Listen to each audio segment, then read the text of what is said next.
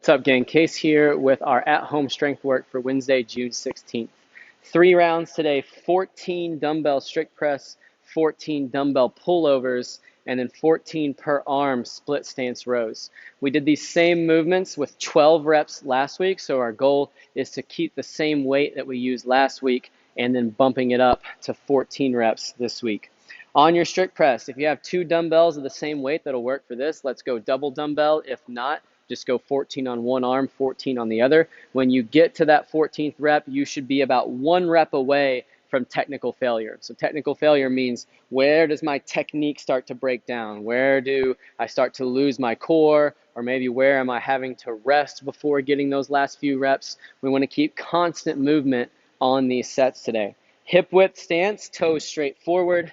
Have those elbows close to the front of the shoulder. Try not to wing out to the side too far. Before we go, squeeze your quads, your butt, and your belly, and then try to keep that locked throughout. As we press overhead, we're going to reach as high as we can, get those fists back a little bit, but try not to lose that core position. So we're really squeezing our abs tight, reaching high, getting those elbows locked out. Tap, reach, tap, reach, keeping a similar pace to this as you execute those sets today. If you find yourself having to rest between reps, that means you've gone a little bit too heavy on this movement.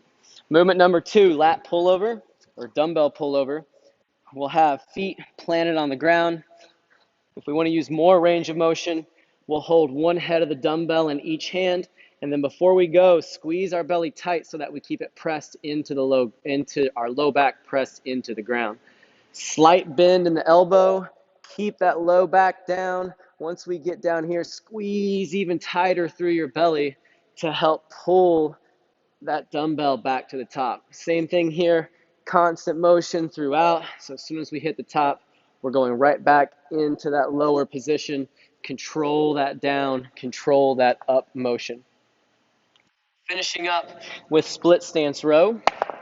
You want to go a bit heavier on this movement than the last two.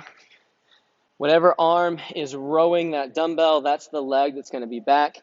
Hand should be up on something that's roughly knee height. As we load up for this, think about pushing hips back, letting those knees bend so that our torso gets close to parallel to that ground position. And then keeping that strong, tight back, we're reaching long in the bottom. Elbow stays close, getting as much range of motion as we can at the top. So pull that elbow behind you. Squeeze the top for just a moment. No rest in the bottom. As soon as you hit the bottom, squeeze to the top. 14 on one hand, right, and 14 on the other side. Rest about 30 seconds in between each of these movements today. Pick a weight that's going to keep you moving constantly across all 14 reps.